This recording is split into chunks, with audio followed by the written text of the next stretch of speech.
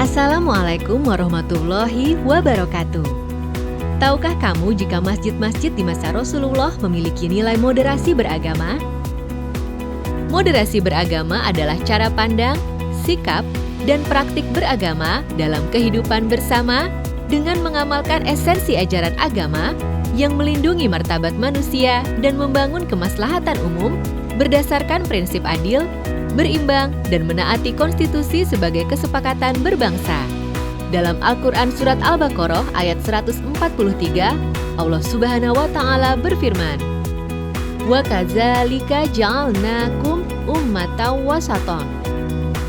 Dan yang demikian itu kami jadikan kalian umat Islam sebagai umat pertengahan. Sejarah telah mencatat bagaimana masjid menjadi pusat kemajuan peradaban umat Islam. Pada masa itu, masjid tidak hanya digunakan sebagai tempat ibadah, namun juga sebagai pusat kegiatan dan pembinaan umat.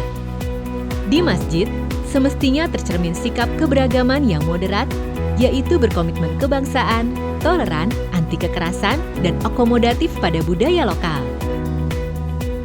Pesan-pesan keagamaan yang disampaikan di masjid haruslah memperkuat toleransi dan komitmen umat pada bangsa. Sebagaimana Rasul sendiri merangkai perbedaan agama dan suku di Madinah dengan piagam Madinah. Selanjutnya, sikap anti kekerasan juga dicontohkan oleh Rasulullah. Pada zaman itu, ada seorang Arab Baduy yang buang air kecil di area masjid. Saat para sahabat naik pitam dan ingin mengusirnya, Rasulullah mencegah mereka dan hanya meminta para sahabat untuk membersihkan najisnya. Masjid juga harus bisa mengakomodasi budaya setempat. Hal ini dilakukan oleh Rasul di Madinah beserta para sahabat Muhajirin dan Ansor saat mendirikan masjid. Bahan bangunan dan bentuknya disesuaikan dengan kondisi sosial masyarakat di era itu.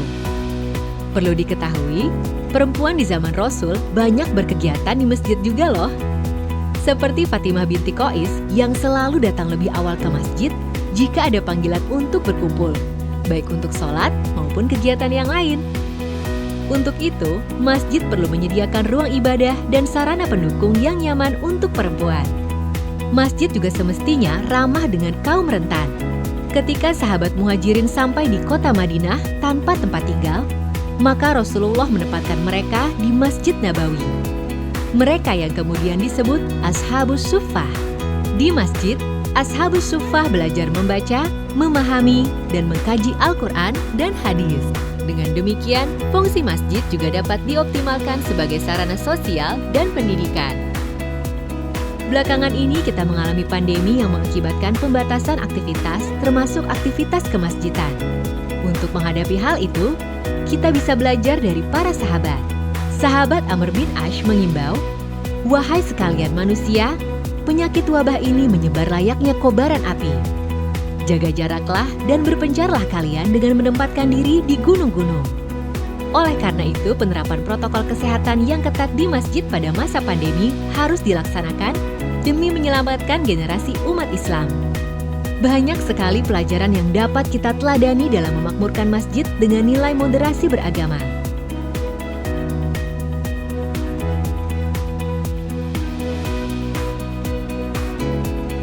Marilah kita saling mengingatkan dan mengharap petunjuk dari Allah Subhanahu wa Ta'ala. Sampai jumpa lagi di video lainnya ya.